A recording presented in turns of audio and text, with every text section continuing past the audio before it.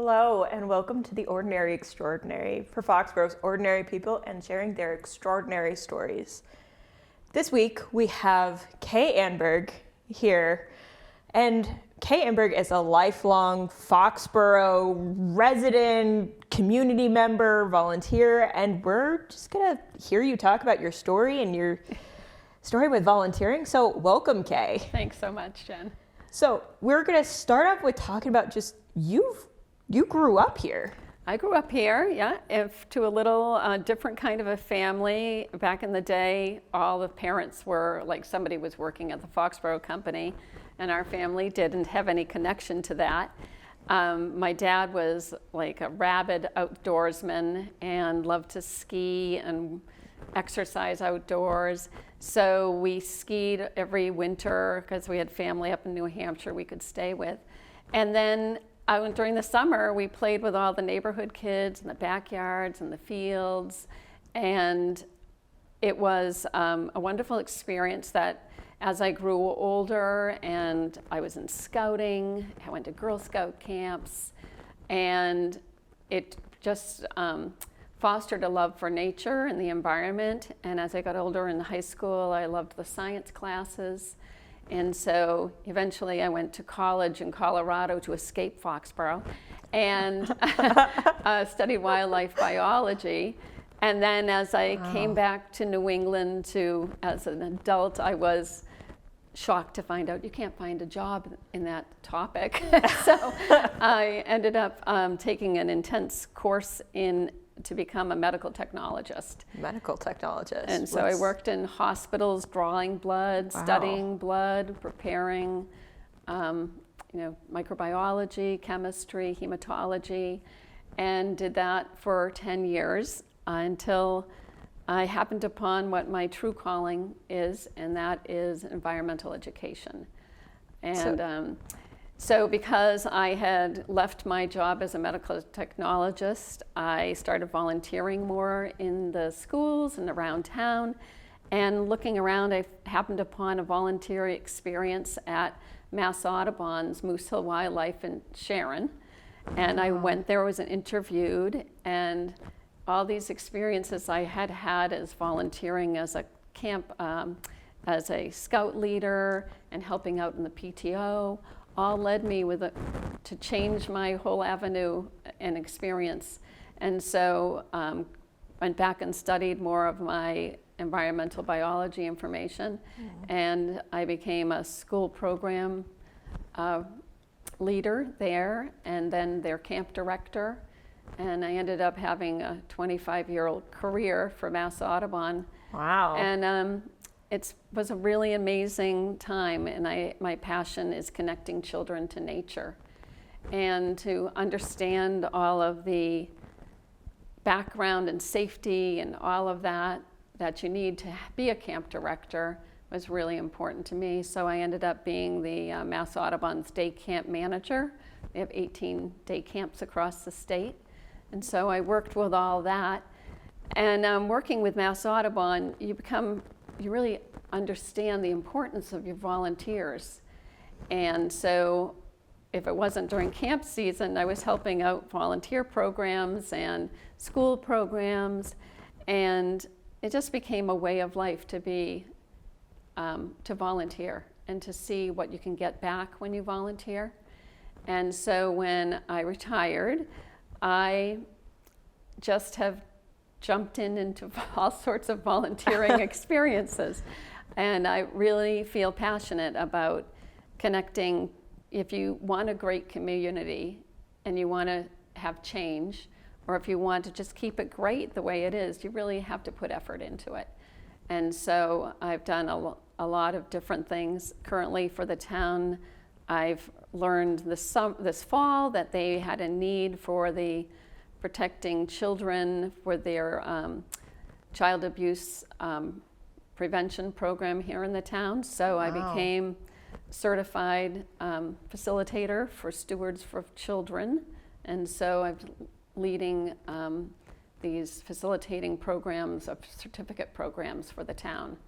And so I do that. Such important work. It is. I mean, Right. so critical. I mean, for our children here in Foxborough. Yeah, It's for really everybody. And I that's mean, right, largely speaking, yeah. Right, and so it kind of, I knew a lot about that from my background as a camp director, and then, I heard that there was a need. I'm like, yeah, I can do that. And so I do that. I still do things in the school system because my grandchildren go to one of the schools, so I volunteer as a helping hand. And doing that gives you contact with the teachers who are not raising, but have a big influence on the children.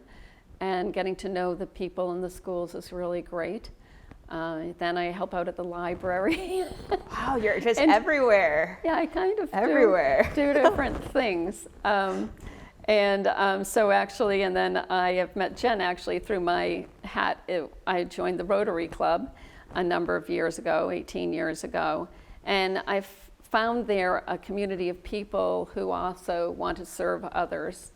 And I love the different generations and the different experiences of all the members.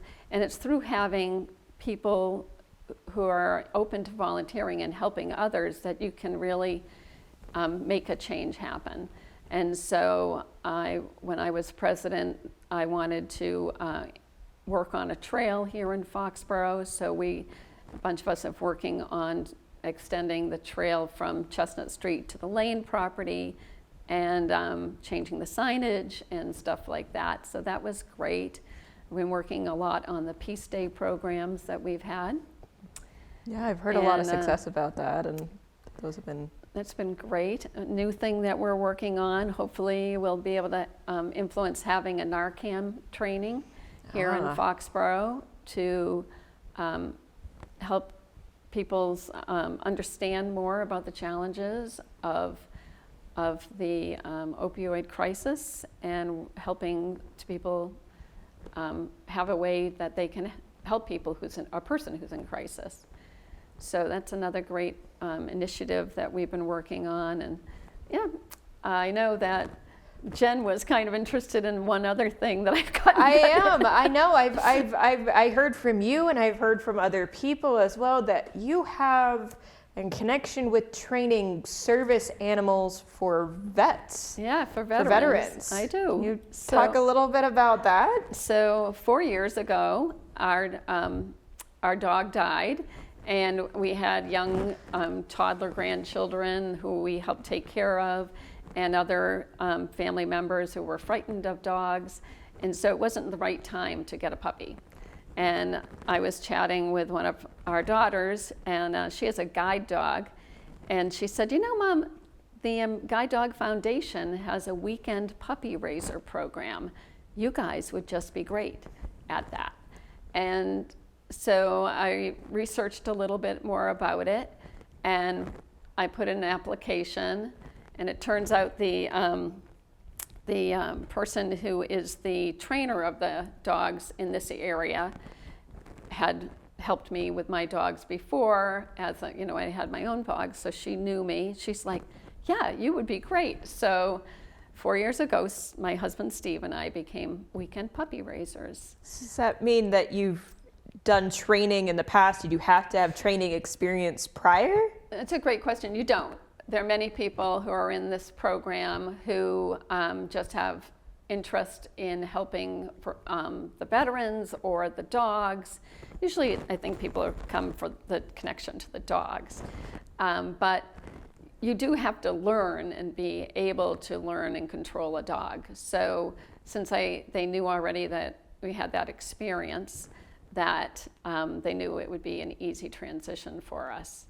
And so this program is that puppies are brought and given to one of the prisons, and the inmates are selected to be in the program through the prisons.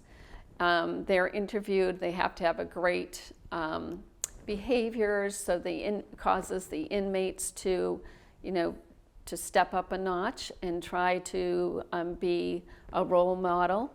And so then they also get stature within the community, that they are the ones with one of the ones with the dogs.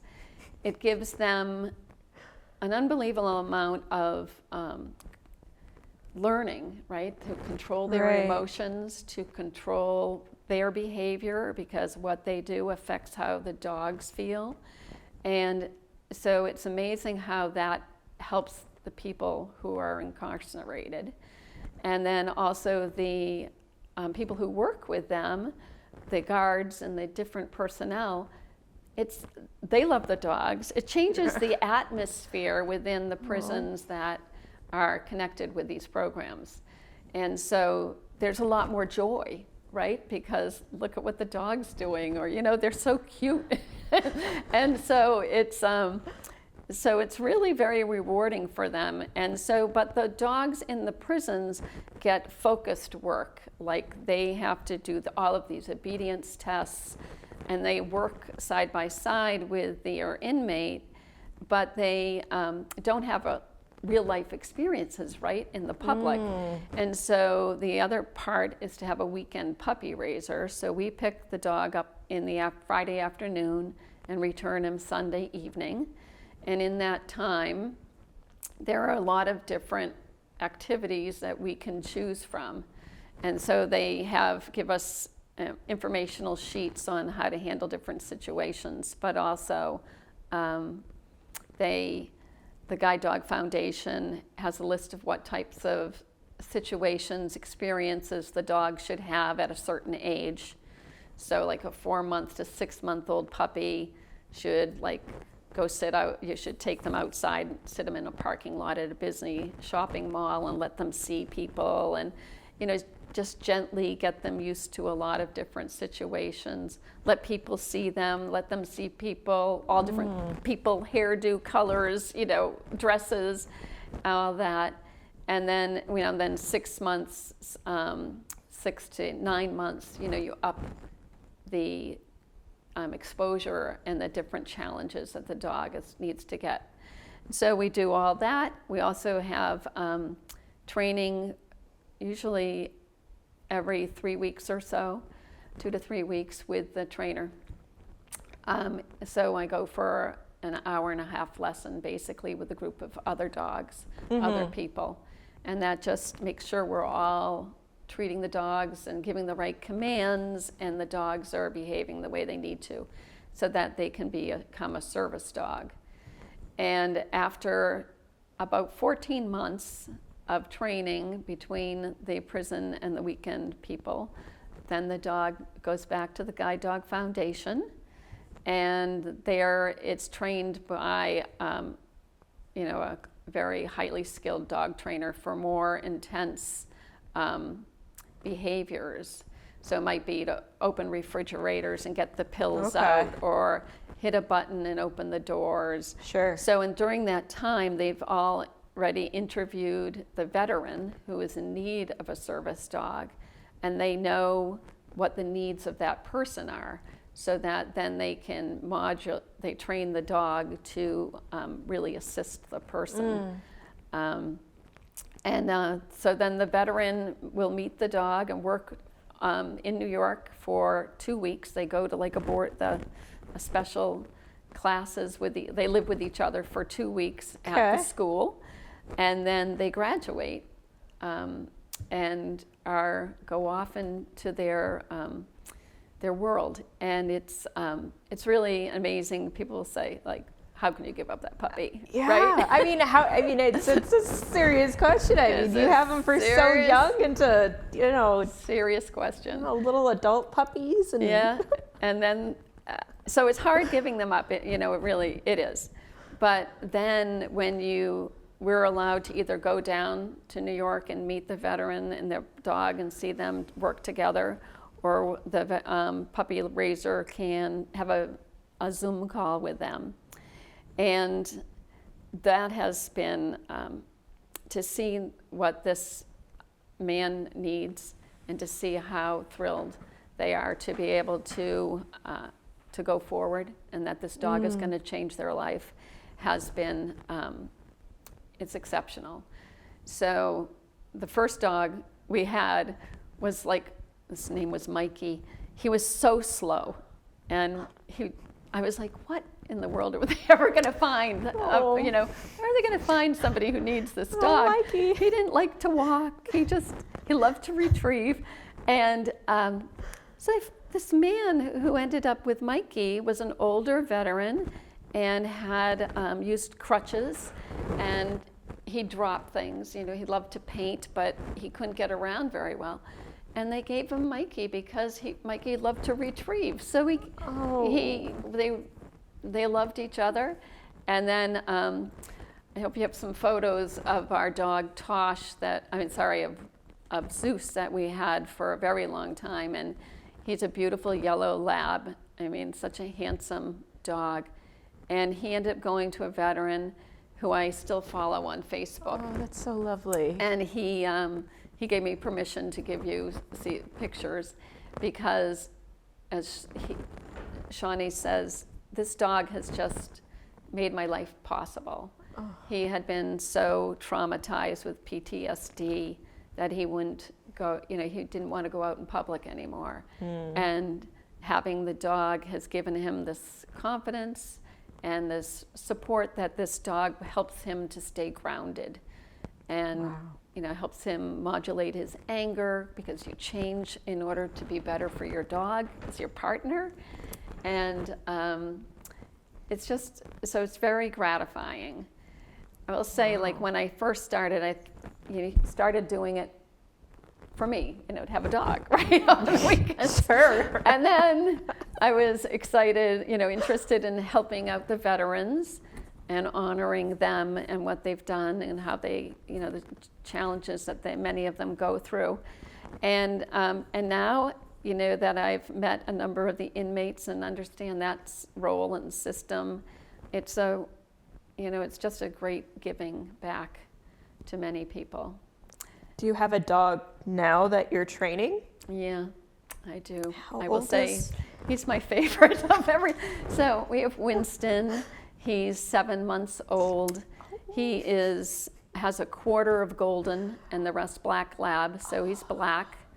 And he just is, if he was allowed to, he'd be on me, he tries sometimes to crawl up onto the couch and you're like, no, you have to get back down. He crawls up on my feet all the time. It's interesting, people say, black dogs, why are they black? My daughter, who has a guide dog, has had a couple, and she's like, she actually prefers having a black dog because they can hide. They go underneath the table and nobody notices, pays attention. And that's made me realize how important it is for me now when I interact with people, with the puppies, is that when they're young, you want them to interact with people who come up because you want them to think that people are wonderful. Sure. Right? And then, but as they get older and they're 7 months old now, I'm trying to get people not to interact with the dog because the dog needs to learn that that he's working and that he's working for his veteran, not for everybody else out there. Right. And I think that's hard for the public to realize that, again, that any service animal is supposed to be for their person. And as public, we're supposed to think of them as a cane. Very cute cane. But, we really shouldn't interact with these animals. Right. They have a job to do, and that they really need to focus on the job. And so that's something I'm trying to work on with people with Winston now. And so if somebody tells you, no, please, don't, that they're trying to do that on purpose. And also, when you really consider who needs a service dog, right? Do the people who need a service dog want to be interacted a million times about how cute your dog is? You know, if they're a veteran who's had significant PTSD, they don't want to talk to you, right?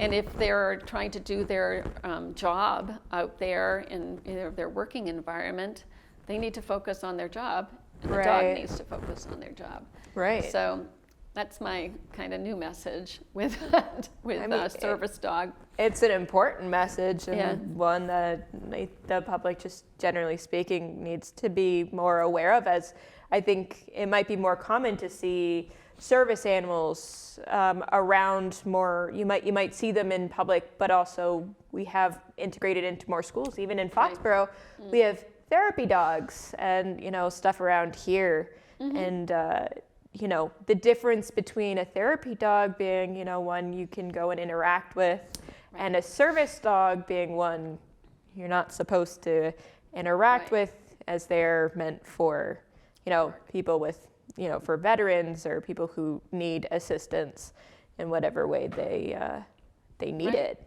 Right, so if you have a service dog that's helping you with balance, which some of these dogs do, then, of course, you don't want them to move forward towards somebody. They needed to help with that, to be stable.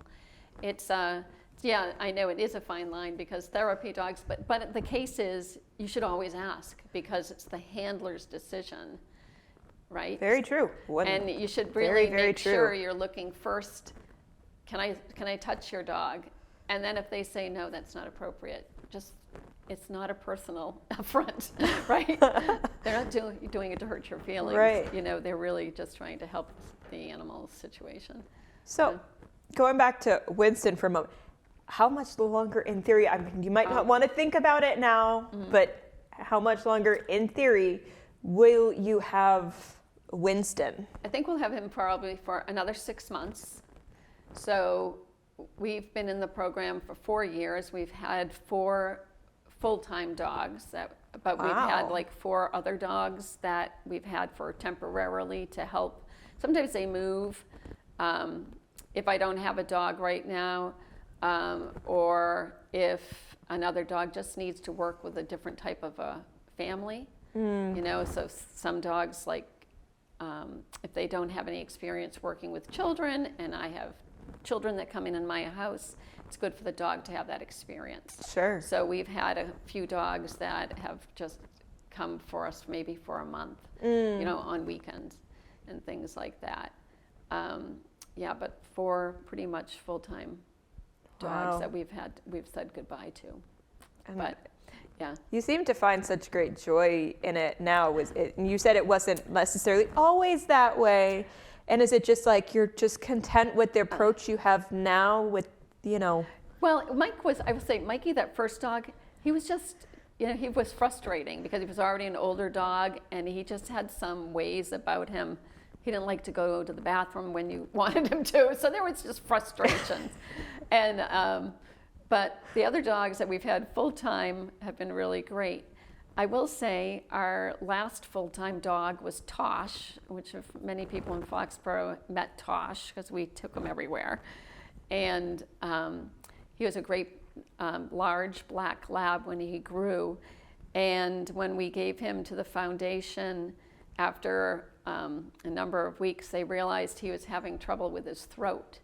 And that could eventually cause an issue that might cause need surgery long term or something. So they can't give him to a veteran. So they offered us to have Tosh full time. And we had a real dilemma, right? Because we already had Winston, who I loved. But also, Tosh had started to bark, and so I'd worked really hard with him, making him, realize not to bark at another dog. And I had done a lot of intense training with him. But there was a chance that he would be a dog who might bark as a pet. Yeah. And so if we have a dog who's a pet in the house who barks, we can't really be in the puppy training program. Oh, right? interesting. So because we want to teach the puppies not to bark.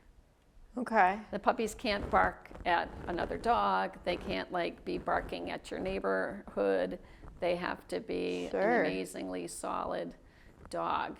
And so we decided that it was more important for us to be in the vet dog program than it was to own Tosh. It's been a really hard decision. It was, yeah, it was really hard. Wow. And but it turns out we both really love being able to take the dog with us to like we volunteer at the Rodman Center, and we'll bring the dog up as we, walk uptown and stuff, and be able to stop in at Station 1 and have the dog with us. And so if we not a part of vet dog program, we won't be able to have a dog go around with us. And we really like it.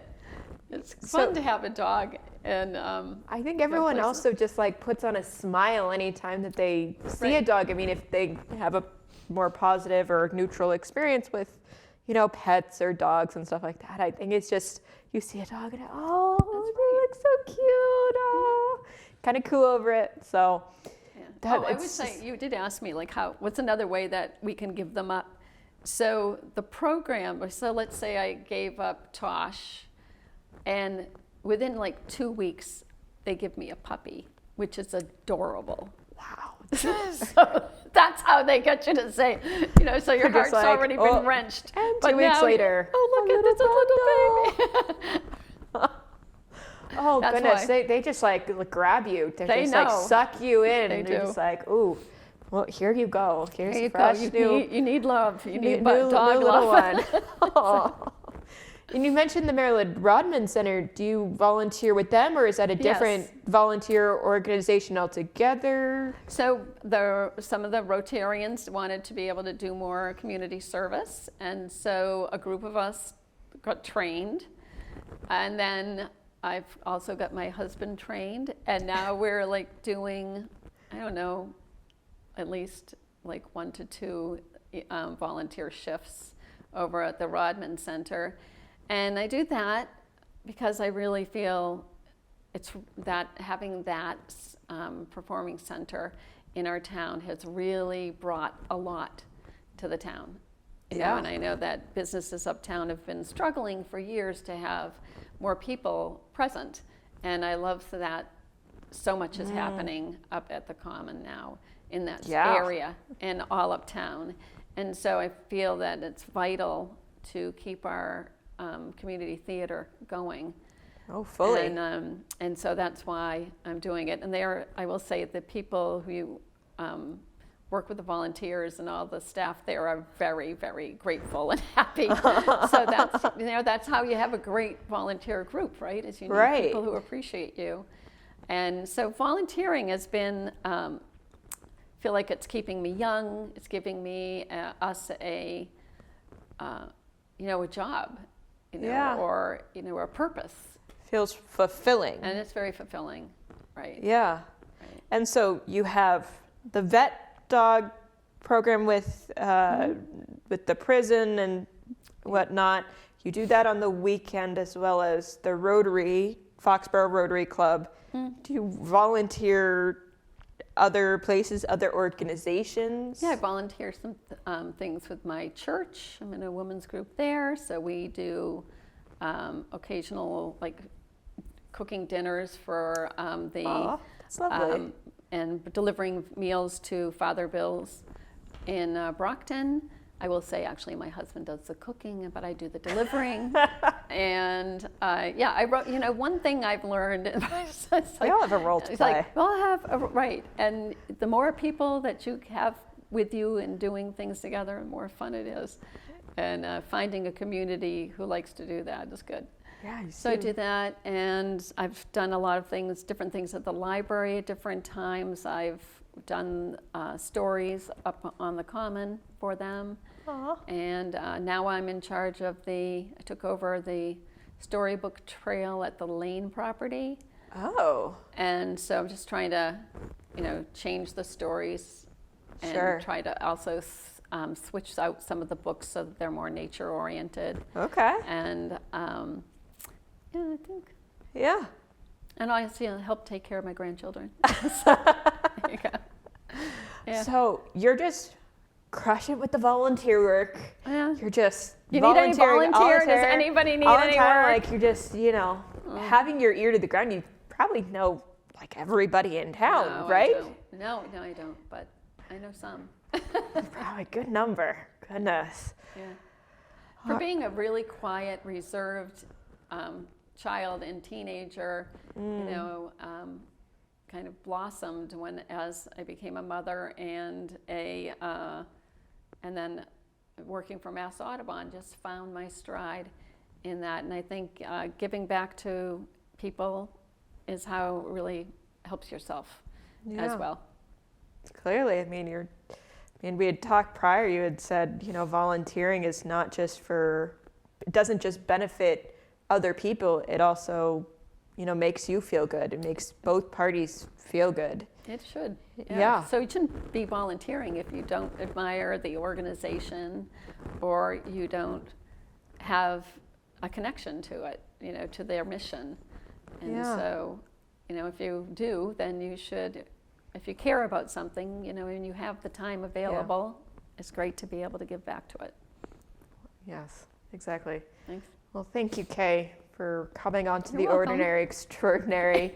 I don't feel I'm like that extraordinary, but I am not ordinary. It is the stories that everybody should be able to tell, that everybody has a story to tell. And I believe that everybody has those extraordinary stories, and it's just about finding the pride in your own stories, That's a wonderful and thing. I just want to help showcase you and everybody else. I should be able to take the average person off the street, just anybody off the street in Foxborough, and be able to put them in your chair and interview them, because everybody has an interesting story. Whether you believe it or not is a different case, but I believe it if you don't. Yeah, that's a wonderful thing. I think that's true. There are so many extraordinary people around. Yes. Thank you again, Kay. You're welcome. And for now, I am Jen Krensman. See you later.